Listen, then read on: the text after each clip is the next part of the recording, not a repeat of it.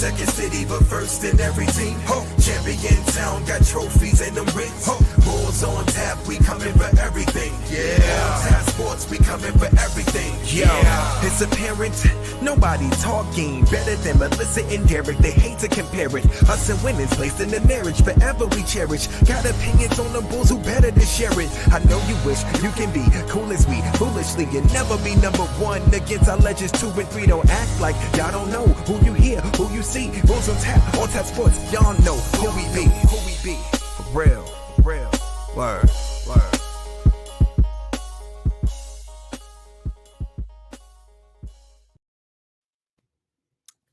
What's up, Bulls Nation? You are now tuned into another episode of Bulls on Tap, presented by On Tap Sports Network. I'm your host, Derek, and as always, I'm kicking it with my co-host, Miss Melissa. What's going on, Missy? What's up, y'all? Great to see you guys back again. Got a really dope guest today. We got the cross-stitch genius known as the Stitch Gawd. What's going on, Stitch? Well, I'm happy to be here, you guys. And that intro, the new intro, really did it for me. We actually have Backpack Beats in the chat. That's wow. He's our guy. Beats. What's up? Shout out Backpack Beats, because that shit went hard. Yeah, shout out for that intro. That beat is hard, man. So, yeah, if you've been rocking with us, you already know. The first question we're going to start off with to Stitch. We want to know your Bulls origin story. What got you into the Chicago Bulls? Man, I love a good origin story. And my Bulls origin story, I feel like it's a good one. I moved to Chicago 13 years ago. I didn't really know anybody here. Like I didn't have any kind of roots here. I got kicked out of Canada, which is a story for another time. And I had to make a quick decision. And I remembered Chicago. My dad used to bring me up here on the train from St. Louis, and we'd go to like the Shed Aquarium, and we'd eat pizza, and we'd go to the big Viacom store downtown, et cetera, et cetera. And so I remember being like, wow, Chicago seems like a cool place. So I moved here. And as I said, like, didn't know anybody, had no friends. And I had gotten a job. And one night I was like, well, I need to take myself down to the United Center and see the Chicago Bulls, right? Like, that's what they do here. And so I got myself like a nosebleed seat, and they were playing the Phoenix Suns. It was when Steve Nash was still on there. So it's got to be like 2011, I imagine. And I went in, and they played that theme from Remember the Titans, like at the top of everything. And then they played like the Bulls Through Time video. And then it was the running of the Bulls. And then that team was like Kirk Heinrich and, it was era of Joakim and Luol Deng and, like that whole thing, Derrick Rose, Joakim, my very favorite Bulls player of all time. Like I had the most magical intro. Like you don't get better than that team. That's like the team with the giant asterisks. Like what if, and like what a time to be a Bulls. So I came in and I saw that team, and I'm sitting all the way up there in the very back, and I'm like, wow, okay, so I need to be a Bulls fan. But what I've noticed about people in Chicago is that they like, there's legacies involved in your Bulls fandom. It's handed down generation to generation. People have their whole lifetime story wrapped up in Bulls fandom. So it's nothing to take lightly, So I started recording all of the NBA hardwood games. I watched all the championship series. I read the book on the triangle offense. I read both of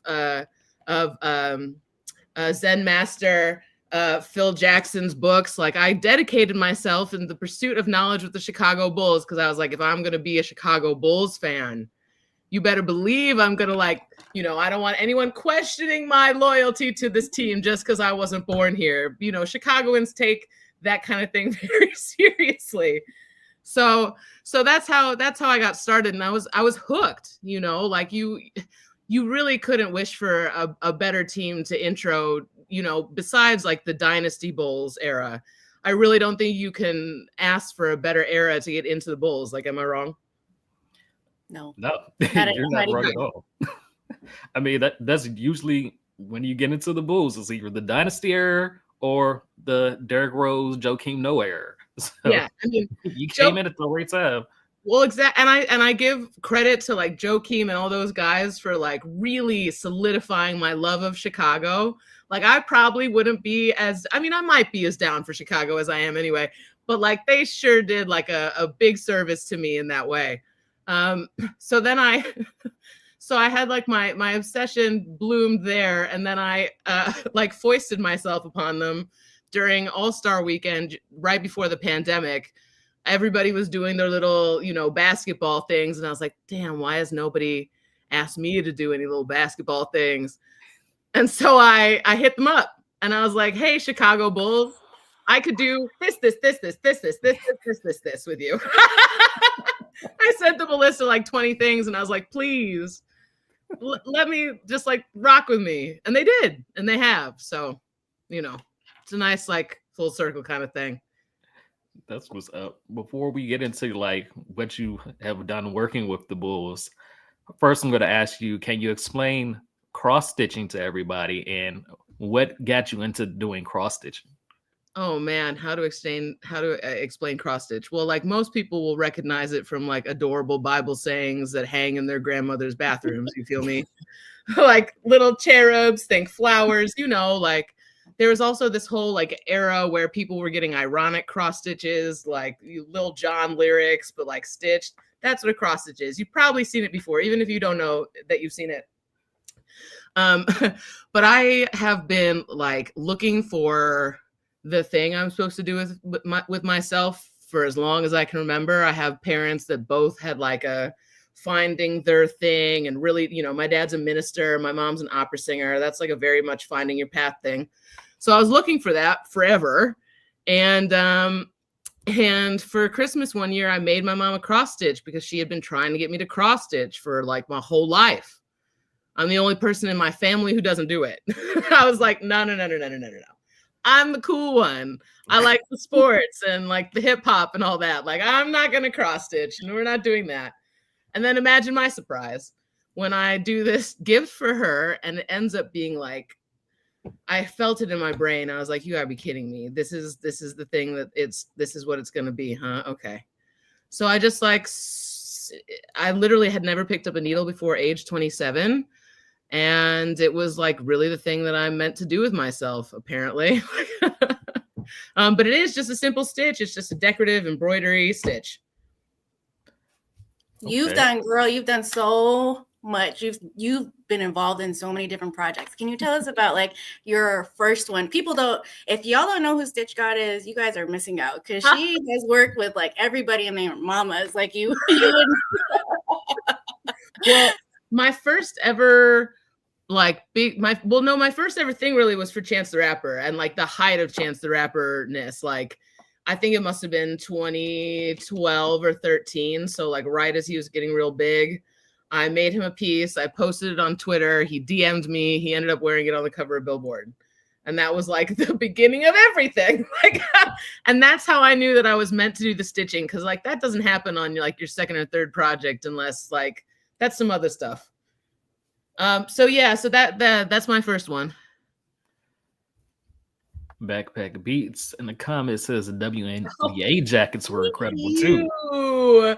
Yeah, that's a much more recent project. I got my start definitely doing stuff with like Chicago musicians, rappers mostly. And then it was basically the WNBA and the Chicago Bulls that launched me into like my current trajectory, which is way more sports oriented. I feel really lucky about the WNBA jackets. They hit me up like 5 weeks before they needed them. And they were like, yeah, we need a different one for every single woman. And they sent me the craziest deck you've ever seen in your life. And I was like, unless Mitchell and Ness has like a build a jacket studio, like there's no way, guys. Like you want to make all this crazy different stuff for all these. I was like, what you don't want to do is have a bunch of women looking around being like, gee, I wish my jacket looked like hers. Mm-hmm. And they hadn't thought about that. And I was like, yeah. So we designed these like very cool, classic black, white, orange varsities. And we did like 250 individual patches for them. Like when I tell you that, I know we're talking about the Bulls, but like when women basketball players have like the credentials. There's only 144 and now like 160 since the expansion. There's like, that's not very many players in the league, and their accomplishments are crazy. So we made all these like custom patches that told their stories that went all over their stuff. I mean, it was a whole thing. And the craziest thing about it was they didn't give us any measurements. They gave us their straight sizing, which is like small, medium, large. And then they gave us their wingspans. So we were watching like YouTube videos trying to see how long Brittany Griner's torso is. And they tried them on like live during a playoff game, like during the halftime. And like, we didn't know if any of them were going to fit. Oh man, it was just like, it was crazy. But they told us later that it was like one of the only times that they've ever gifted that many women something in the WNBA, and everybody, like, there were no complaints. So I took that as the highest praise. I remember seeing that Brittany post too, the Brittany Griner post. Like that one went crazy. Yeah, the Brittany Griner jacket was cool too. But yeah, thanks for even knowing that I made those jackets. That's so cool that like they even stay in somebody's memory like that. How amazing. Please. You got Lonnie Edwards in the chat saying, "Love you, Stitch." Look at that. I got Steven said, "Melissa put me on. Stitch is so uniquely go crazy. I've been mind blown every time I see something." Oh, that's you know so how nice. we always want to brag about our friends. That's what we do. Oh no, that's the best. I got on Blue Sky and immediately bragged on Melissa. I was like, I need her over here from Twitter, please. Hey, Talk to us about your first Bulls project. Oh my gosh. Well, so after I harassed them and I was like, let me do one of these like 20 things, they came back to me with something that wasn't on my list. And they're like, but would you make a jacket for Zach LaVine? And I was like, I mean, yes. And it was the coolest thing ever because I was like, really, it'd be helpful if you let me talk to the man so I can understand him better so that my design like replicates him. Like that's the whole point, is that I make something that is like truly for the person that I make it for. And so they just like arranged a sit down with me and Zach LaVine, and we went to like a bar in Uptown, and they reserved the top floor for us, and just hanging out with Zach LaVine, asking him personal questions. Like, I like to think of myself as kind of like the Nardwuar of jackets. Cause I came in there and I was like, is it true you did that? Like, I just knew a bunch about him. I do my research. And so we nailed down like the things that we wanted to represent. And then I designed this jacket. It was like classic satin, athletic on the outside, and then like crazy inside. It was like a modern update of the Zubaz print. You remember Zubaz, like the crazy pants? Yep. Yeah. So I like replicated the Zubaz print, but made it like more modern. Cause like Zach is all calm, cool on the outside, but he got the Hemi underneath. Let me tell you. Wow. And that was like the apparent thing that being around him is he is so like cool, calm, collected, but he really like, you know, he is an elite athlete.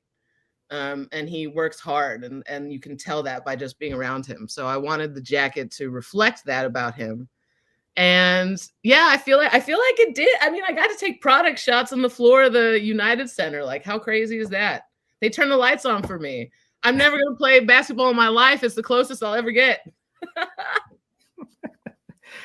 Can you tell us a little bit of insight on like Zach, you and your conversation with Zach, how that go? Yeah, I mean, personality. Yeah, he is like, I think people in Chicago give Zach a hard time. I think straight up. I think that people want Zach to be a kind of player that he just like isn't necessarily, you know what I'm saying? But like, not to take away from any of the amazing things that Zach is, because he is an amazing elite athlete. There was a story about him, I think did he play in, was it Minnesota before the Bulls? I can't remember. Yeah, it was Minnesota. There's a story about him getting his keys to the gym taken away because he would just be in there after the game shooting. Like, and that is the kind of person that he is. Like, he feels that it is his responsibility to be like the very best he can be. And so he works towards that. And the craziest thing about talking to Zach LaVine about cross stitch, I brought him a cross stitch I was working on. I wanted him to understand what I do. And he looks at the piece and then he turns it over and he was like, yeah, he's like, the back is not the prettiest part of it. He's like, but you can see all the work that went into it. And I love that about this. And then he asked me for a picture of the back of all of the stitches that I did for him before I put it on the jacket. Wow. So, right. So what an interesting perspective to have on. Interesting. Like what an interesting perspective to get to have on the guy. And then every time he's seen me since, it's always big love. What's up, Stitch? How are you? You know what I mean? Like, and that having worked in the music industry for a very long time, like that is like not a thing that happens all the time, truthfully. But like when I did the WNBA jackets, I think every single one of those women got in touch with me. You know what I mean? Like how amazing is that? And like Zach is just like class act, you know, top to bottom all the way through every time I see him. And you know, I have a lot of respect for him. You know, he may not be the player that a lot of people want him to be right now, but you know, he is who he is. So like what is your like response to, you know, some of the hate that Zach's been getting and these trade rumors that have been swirling around Zach for like the past 3 seasons? No, I know. Well, you know, the teams that could afford Zach's contract aren't like, he doesn't really make sense to take up that much room and be the kind of player he is in a lot of those systems. So I feel like it's like a unique thing that's happening here, right? Like he's our most expensive player. He's like arguably our franchise player. And there's a lot of times that people feel like perhaps the play doesn't match that.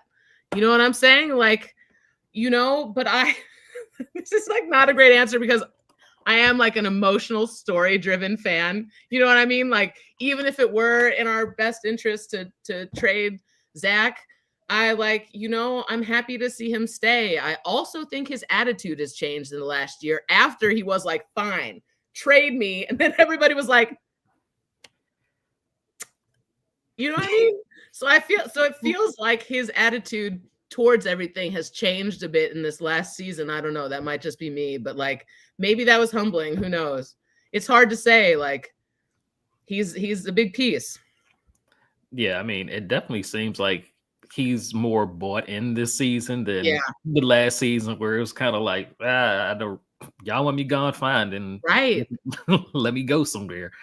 And, you know, pushing away the PR lady and all those type of things, where it just seemed like he was fed up with the team and the situation. But now he's just going out there and balling every night. Right. I'm saying, but like, can you blame him really for being that frustrated with like all the things? Like, I will say, when we went into the practice facility to see him, like he is the most expensive piece. So they treat him like that in the facility where he's people around him, like who, you know what I mean? And like, this is 20, we were the last thing that filmed before everything shut down for the pandemic. So this is 2020. And like the coaching staff was coming into these rooms with him and he was not having it. And like, huh? Right. No, but I just mean like you could tell it was just like it didn't, you know, I'm a vibes person and like the vibes were like weird. And so it makes sense that that was the way that it was manifesting. So I'm right there with you. I definitely think he's way more bought in this season. When he's playing so well, isn't he fun to watch? Oh, definitely. Aren't him and Lonzo fun to watch? Like when they get that dynamic down, that's so, and like Vooch, like when the pieces are working, like it's so fun to watch. We get glimpses of it, you know?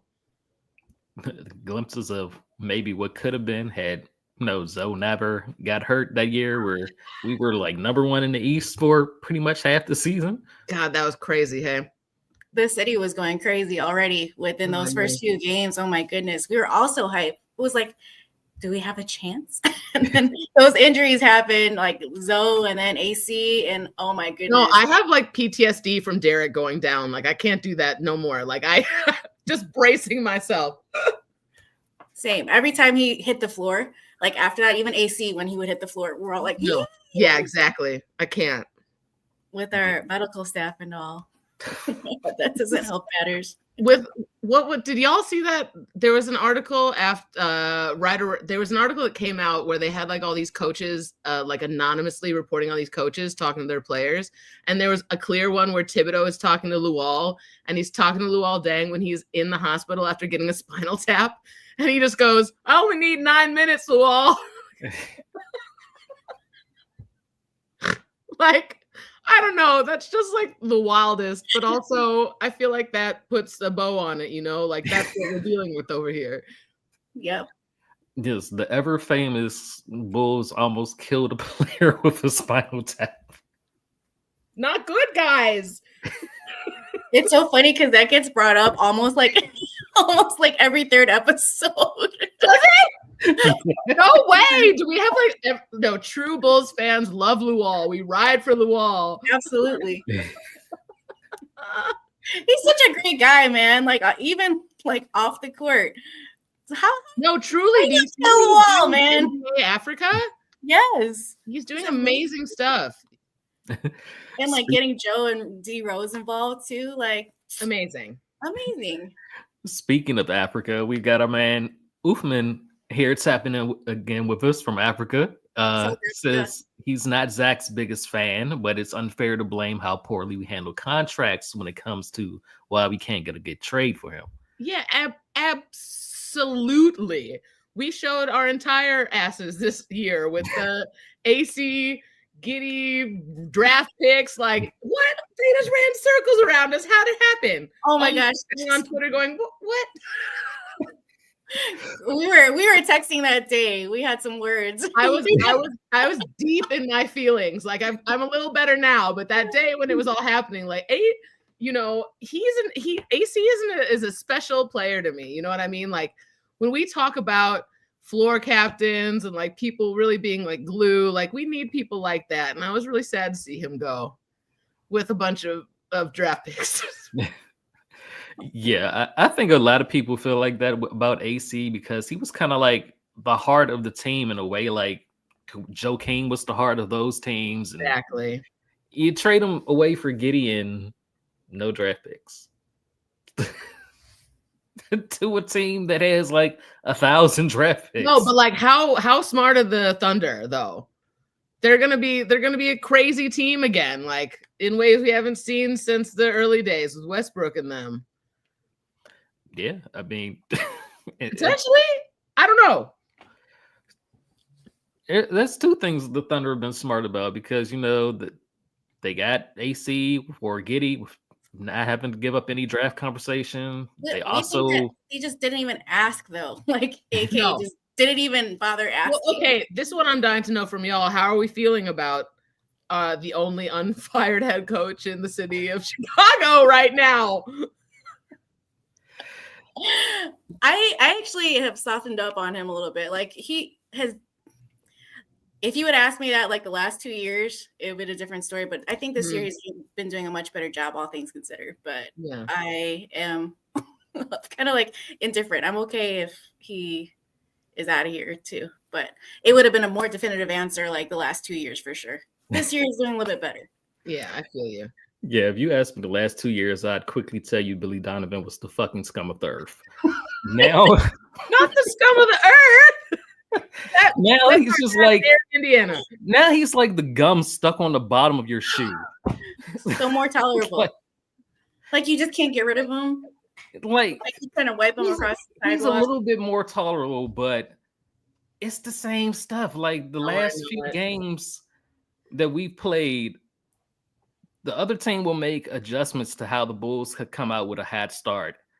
And Billy makes no adjustments whatsoever. And it's like, oh, we're doing this again. Well, it kind of helps us out in the sense of keeping the draft pick, so it's a little bit more tolerable. But that's not a guarantee. It's not. It's not. like that is, I don't know. That is not is that an attractive enough thing for you to be able to watch a season of Bulls basketball that is like incredibly mid? No, but the thing is, like, I'm gonna be a Bulls fan regardless. I'm gonna watch the games regardless. Like, I don't care. I love them anyway. Like, I will always love them. They're gonna be my team. That is all of our problems. We all have the same problem. It's like No. Backpack Beats is right though. The you never know with those players either. Like the college experience, the transfer to the NBA, you never do know. That's what Backpack Beat says. It says college experience just doesn't translate all the time. Chris says, Derek, don't lie, you still think that way. I kind of explained it, but And Ufma says Donovan and his sidekick Javon Carter need to evaporate expeditiously. Yo, I feel bad for him, bro. Every time he gets up, gets some court time, he's ready to. Poor guy, man. He gets like 30 seconds of playing. Oh, I know. Steven said OKC hit one of the biggest licks of the last 4 or 5 years. Absolutely. Yeah, not only with that AC for Giddey trade, but they also let Billy Donovan walk as their coach. Yes, they did. Yet he's still here, the only Chicago coach remaining. I don't think. We're done with deals. No more deals with OKC. Like we're good. Yeah. No, I don't want to go back there. I'm traumatized now. Seeing AC in a Thunder jersey was definitely upsetting. Backpack Beat says we got to hit up Lori with the "Hey Big Hit" text. Not coming back here. Oh, I would love that though. Oh, that's so sad. I hadn't thought about him in a minute. Yeah, I don't think he would ever want to come back here. How he was played. No. Chris cracking up in the chat. So we've talked about you doing the Zach jacket. Yes. What was your response when they hit you up to make shoes for Benny the Bull? Basically, when the Bulls hit me up, I'm like, literally, whatever you want, whatever you want, whatever you need, whatever you want. I'll do. Like, people hit me up for stuff I've never done before all the time, and I'm like amazed by it. I'm like, thankful, guys. Thank you for trusting me to be able to do things you've never seen me do before. But like, they're like, can you design shoes for a mascot? I'm like, if it's our mascot, if it's Benny, like, you bet your ass. It was actually probably like, it was probably one of the best projects I've ever done in my whole career. Like, the first thing they asked me, they were like, so I don't want no walking away shoes. I'd never make walking away shoes.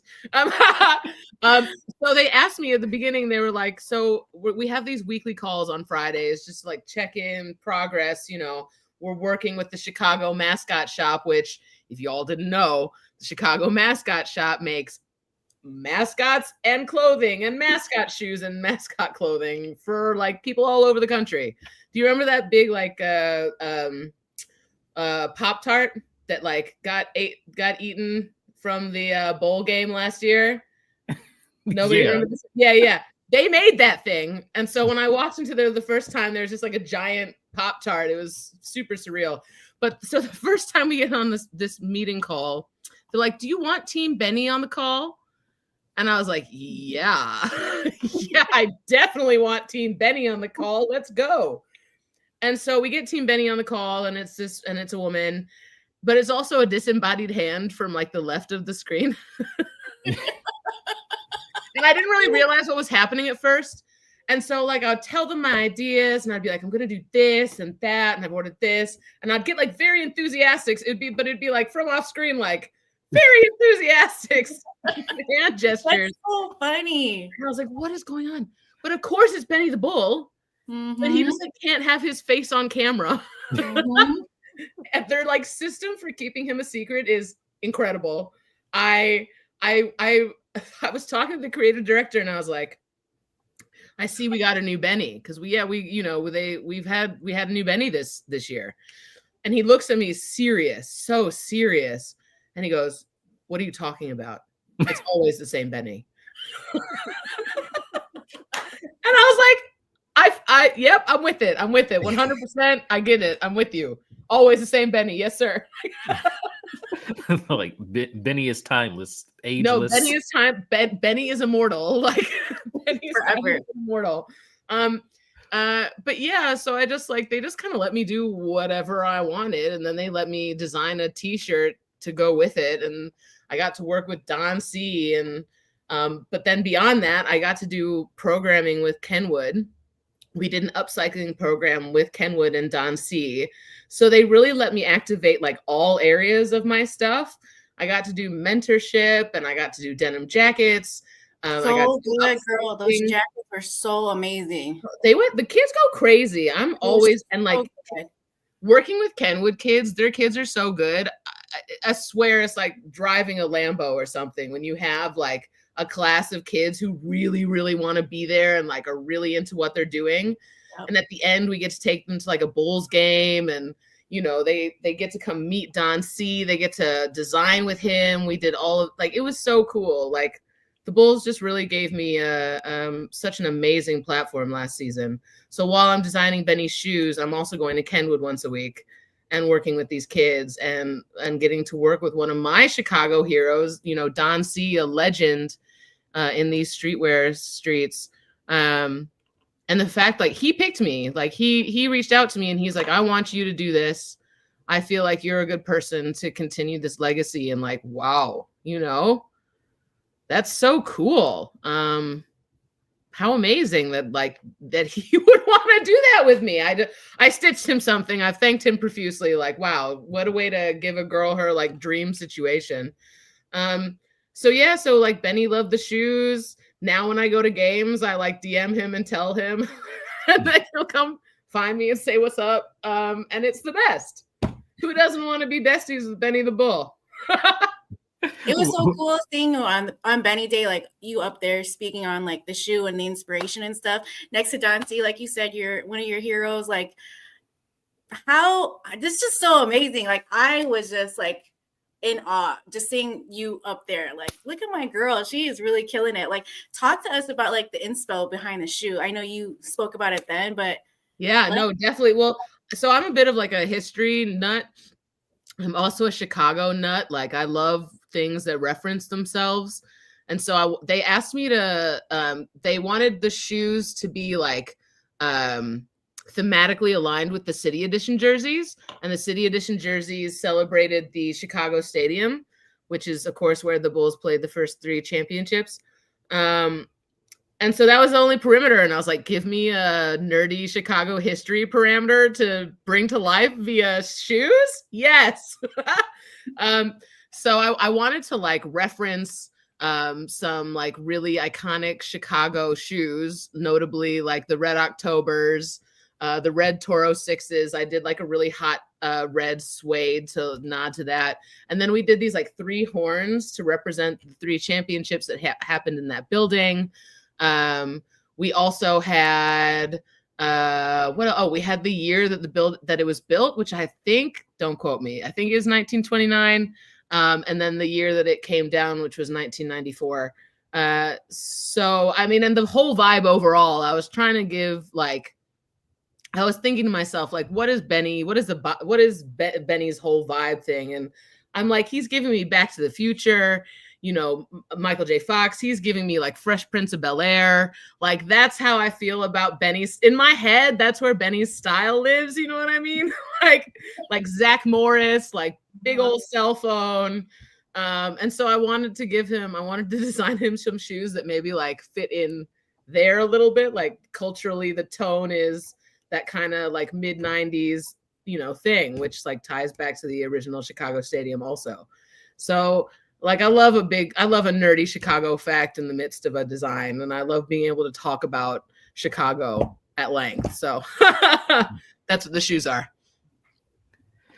So when you text Benny and tell him you're at the game, if he's not wearing your shoe, does he go and switch him out real quick before he comes find you? Well, so they are like, so Klarna was the sponsor who paid for the shoe, and they're not a game sponsor anymore. So like he used to wear them on Klarna days, like that would be the shoe. But as he's told me, they are lightweight, his favorite pair. He does try to wear them when he's like getting a fit off. Like when he's trying to like look cool, like that's when he wears those shoes, he told me. I love that. just to kind of like piggyback off of Benny too, like you were saying about them keeping his identity like intact.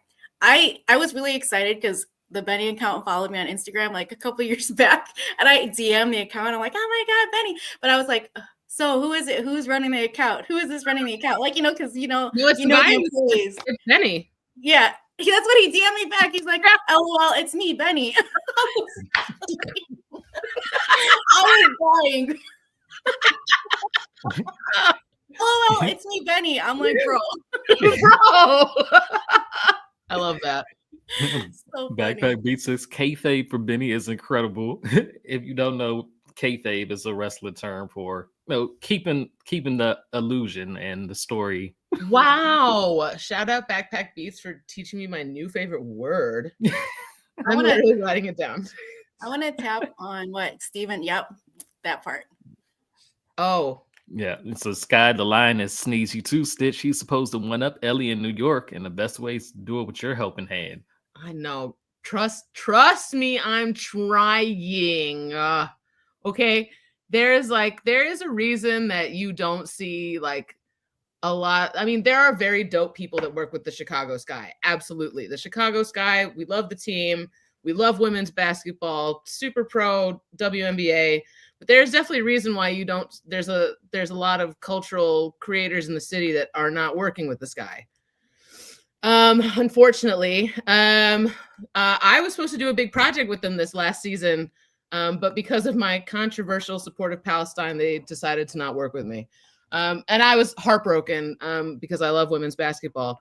I'm so pleased that they have changed the mascot. Oh my goodness. Like, as if we're not losing franchise players left and right because of cultural problems there. And then we also, like, our mascot, his only defining feature is that he is a dude.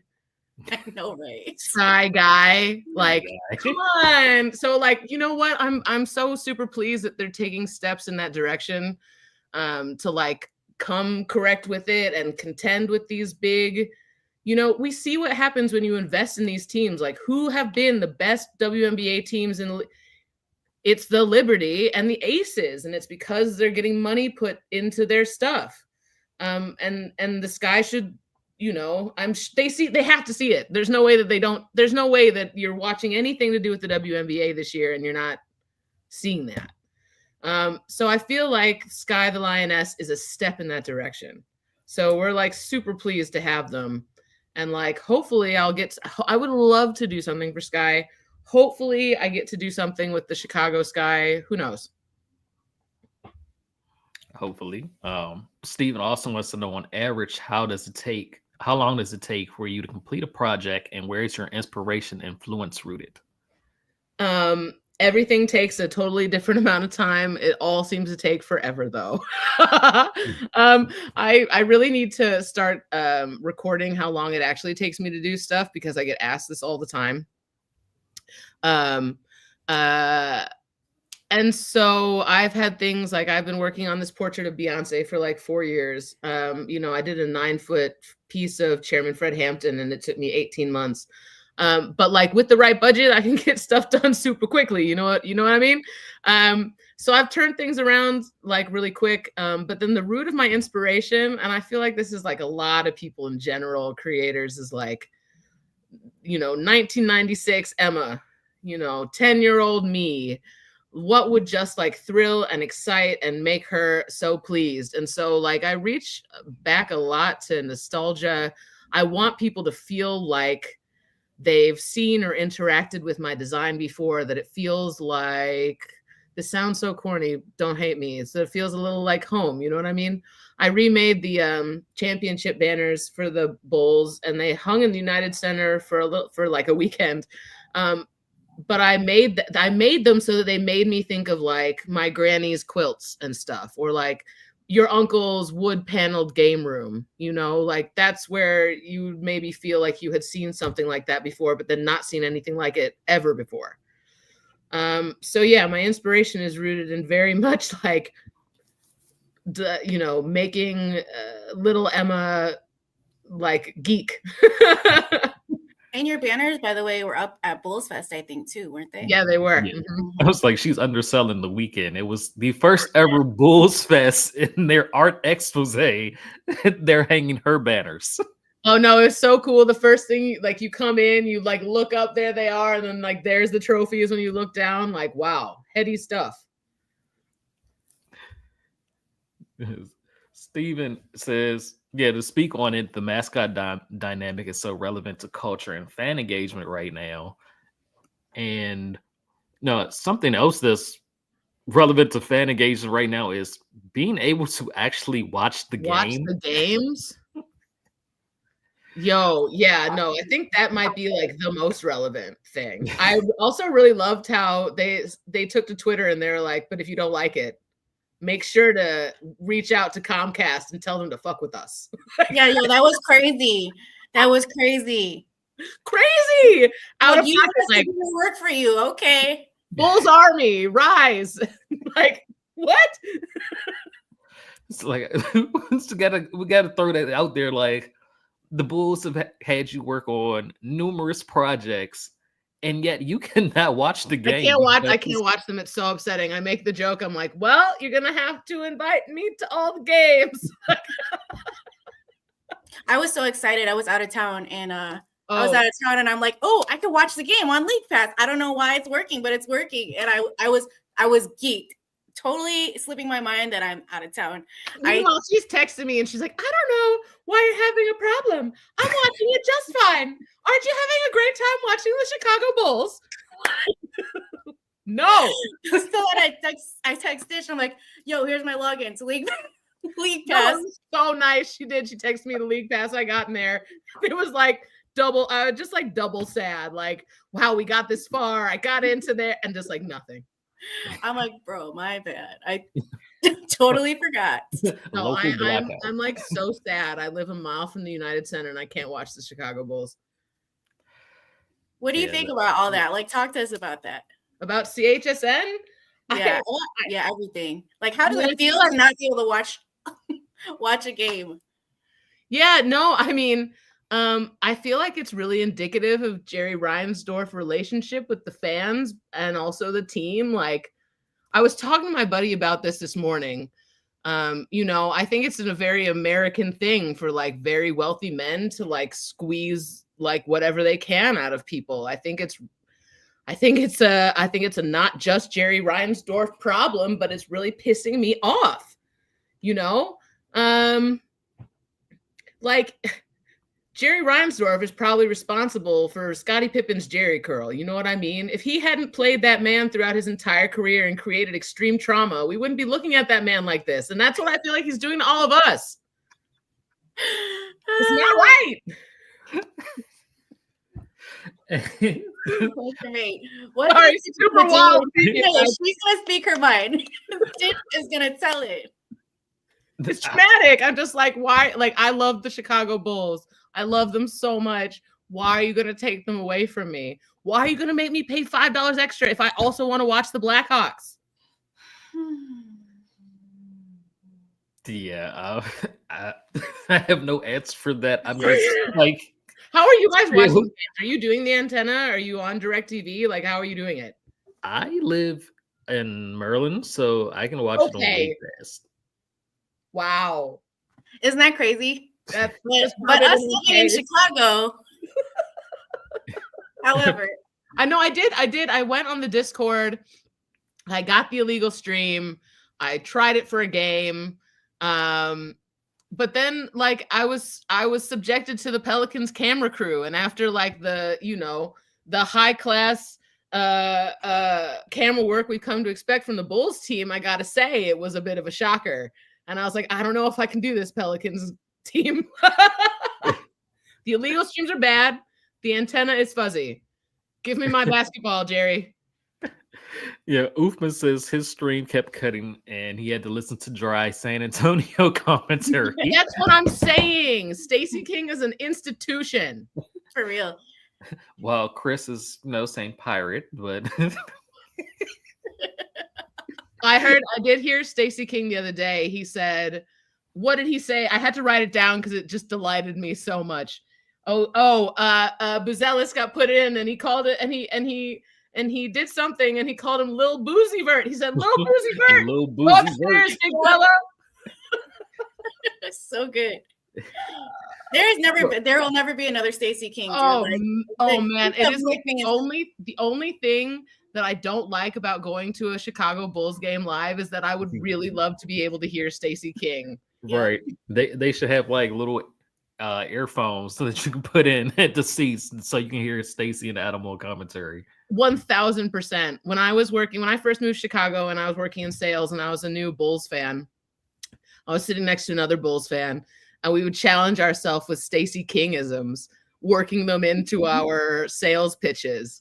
Like, get on the booze cruise, Neil Funk. That was a good one. Or like, what was it? He said something about like hot tin roof, there's a mouse in the house. Like all these house, yep. Yeah, we would work them into our sales calls. It was genius.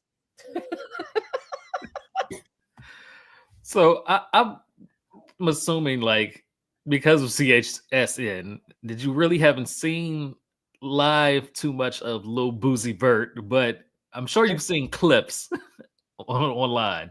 That's like how I've been experiencing my Bulls fandom this season. It's kind of a bummer. Like, I get a lot of clips online, and I get like bits and pieces of games here or there, which is very sad because, like, I will vouch for Stitch. Like, she be texting me last season. Game. I want to know. It's sad. It's very sad. Get it together. Yeah, right. Right. But from what you've been able to see, what are your thoughts on Modest Buzelis? Oh gosh, I really like him. I feel like we're getting so many different versions of him. You know what I mean? Like, he's a different player than he was in preseason, than he was before that. I really like his work ethic. I really like what he does to the team when he comes in.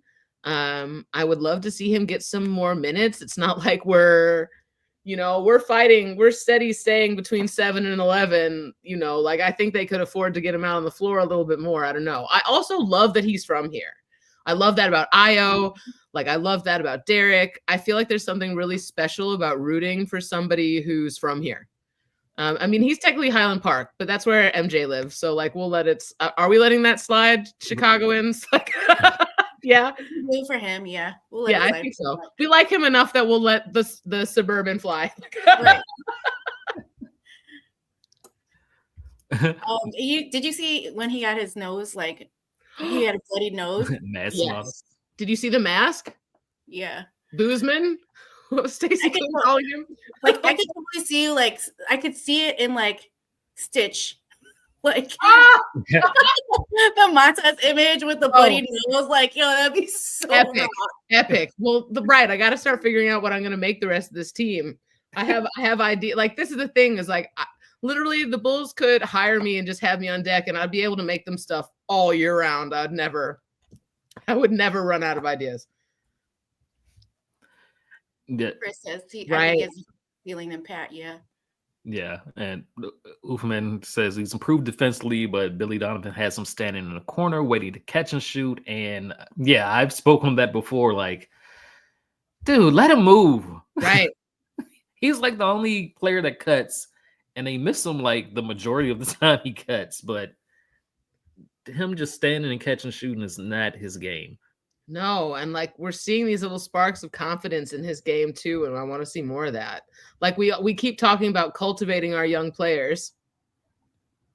No, literally, and he has the heart for it too. Like, he's not scared to do a thing. So, like we were just talking about, seeing him in the corner is really irritating because he'll do literally anything. He'd be all over the floor. Like, him driving to the rim, even knowing that he's brand new, he's like a little on the skinnier side, but he's just not scared. He's not scared to take it up against anybody. I mean, I'm really excited to see him develop as a Bull, honestly.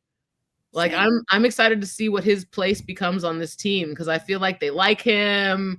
I feel like he gels well. It feels like a good situation with him. So I'm excited to see, what kind of player he grows into with us. And plus, it's like very apparent that he's genuinely very happy to be a Bull. I mean, he's having the time of his life. Yes. Yeah, I'm hoping he's a cornerstone of the future iterations of the team, or possibly he grows into the superstar of the team. Yeah, I mean, I could definitely see it. Like, yeah, I was talking about this with someone today about the young squad, and they gave me a very controversial opinion, and they posited to me, how would you feel if we traded Kobe White? Here's the thing with that. If they're going to keep Giddey for, I don't know why. I would personally let Giddey walk. 1,000%. But how we've seen this front office, when they like a guy, they'll keep him around. Giddey and Kobe don't mesh. No.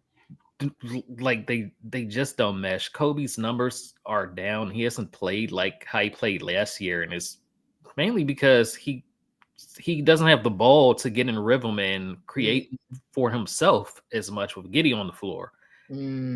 If you had Kobe and Io starting like last year, where they proved that they could be a competent backcourt, I think Kobe would be at his level of last year or even better than that.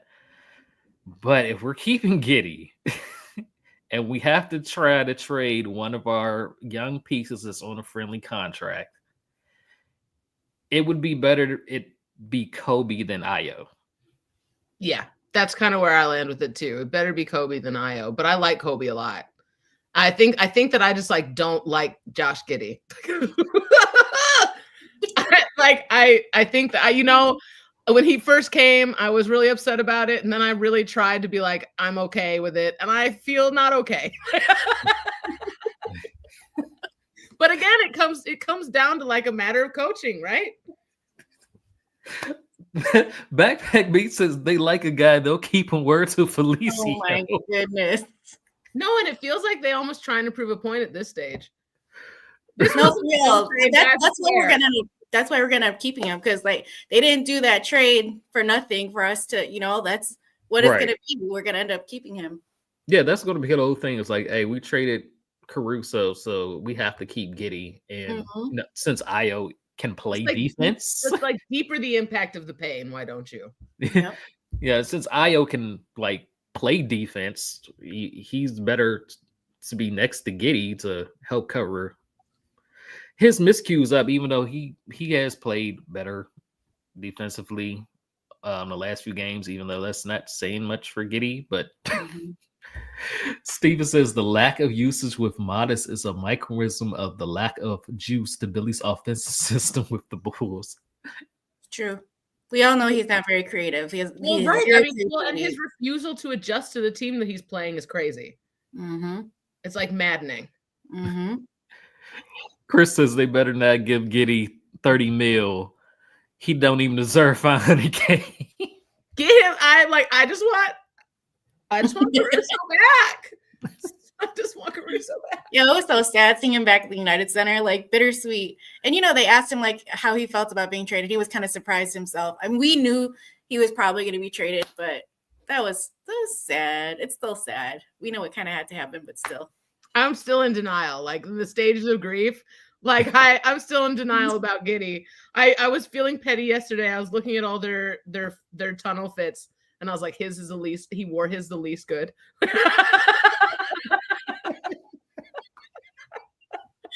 Sorry, that's my pettiness. Watch the Bulls come ask. They'll be like, Emma, can you make? No, I'm not even putting that out there.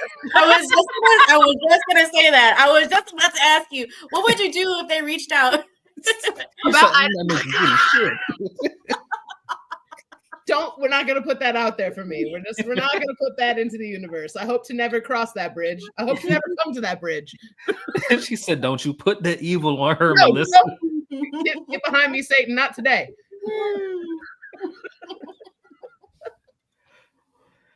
Any opportunity to work with the Bulls is a great blessing and a great time. Unless it's for Josh Giddey. What do you think? What are your expectations for the season? Like, what would you want to happen? I know I have a little idea, but what I want for us and what is going to happen are like two very different realities. What I want for us is to like make a playoff run, like maybe get around in, maybe not, like maybe 2 rounds. That'd be great. What I think will happen is I think that we will race ourselves to the bottom with a couple other teams. I think we'll maybe get a good draft pick. Like I think we'll continue to do more of the same unless Reinsdorf makes some big moves with the front office. I mean, I don't know. That's kind of, I think we're kind of just going to be a hard to predict team that wins when we should lose and loses when we should win, and we'll be inconsistent, and yeah, but we'll love them all season regardless. No matter what. Right. Forever and ever. Is it more like a front office thing, or is it more I think it's a heady mix of all things, but I mean, attitude reflects leadership, you know? Because you almost feel like even if they replace the front office, it's still the same people at the same people at the very, very top. So that's a tough one. Jerry Reinsdorf sells the team. And I must say, like, the Bulls organization is full of the most lovely, amazing, wonderful people. Like, What a complete joy to work with them from top to bottom. Just like the best people in their industry, doing like the levels of hospitality that go into even like the game. The people who make all the things go besides the player, coaching, front office are just like it's a really like top-notch organization. But yeah, it all comes from like the level of play. Like, who knows, unless something really drastic changes. I mean, do you think what do you guys think?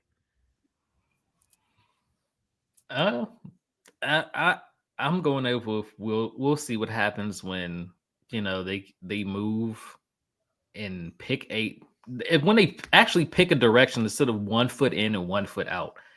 If we're going to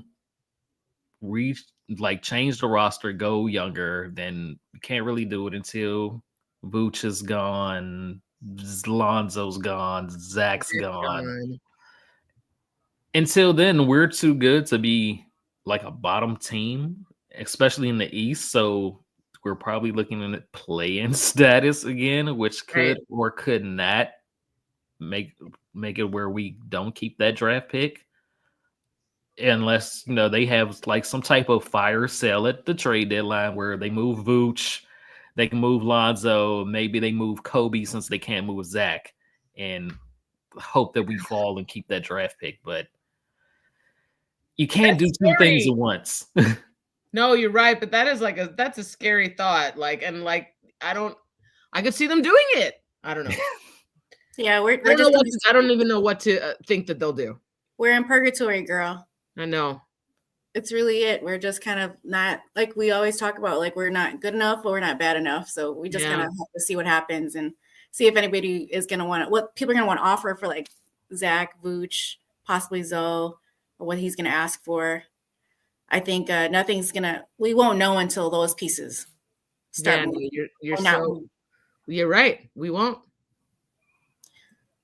So we have to enjoy it as much as we can. But like, tell me a Bulls game is not the most fun thing ever. Huh? But tell me a Bulls game is not the most fun thing ever still. They are still so fun. Man.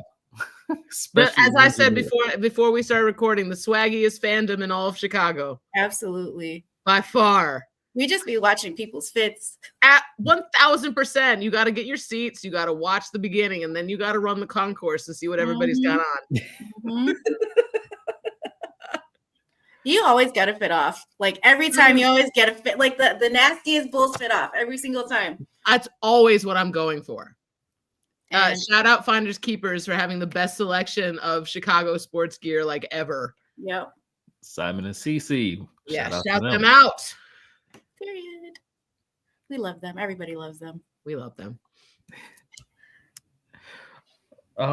So yeah, the Bulls are like off until Friday, which is kind of sucks as a Bulls fan because you don't have any basketball to watch. And I have to not be able to watch Bulls games, huh? You feel it now, huh?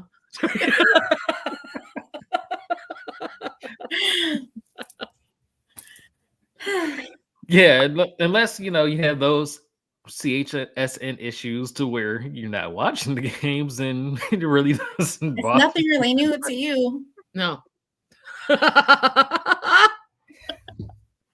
I'll probably read some ESPN articles, tide me over.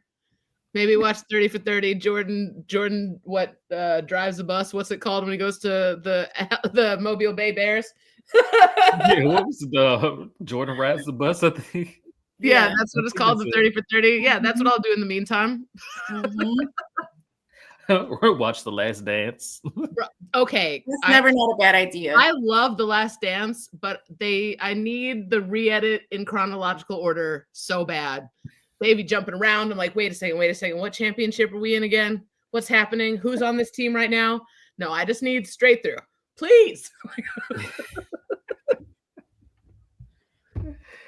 Oh man. So our next game is Friday, and it is against the Charlotte Hornets, who are, I don't know what they are right now. Like they kind of not as bad as some people would think, but they're still not a top tier team. And I don't know, maybe we finally get another Lonzo versus LaMelo matchup. Now that's something to look forward to, huh? Yeah, you would think. I mean, who knows with either of them? No, honestly, who knows? You're so right. And who knows with the Hornets? I actually don't know very much about them this season at all. They've never been like a franchise that like stirs me particularly. Backpack Pete says Michael Jordan, come fly with me, and Chris is saying that Brandon Miller on the Hornets is a dog. Okay. Oofman says they've got Brandon Miller, who is high volume, low efficiency, but against the Bulls, he might find his groove, as most people do. Like, it's terrible. It's like scrimmaging for high school team. The way our defense is set up. And Steven, see, this is why I said who knows, because he says LaMelo's out for a little minute, injuries. Wow. That takes away that matchup from the thing we were looking forward to does not exist. Wow. Chris says Brandon Miller's going 30 for sure. And Backpack PC, Trey Mann is the best thing in the NBA right now. He dresses like Iverson. He does. I love that, because now you're looking at it through my lens. I'm like, all right, who's getting fit stuff on this team?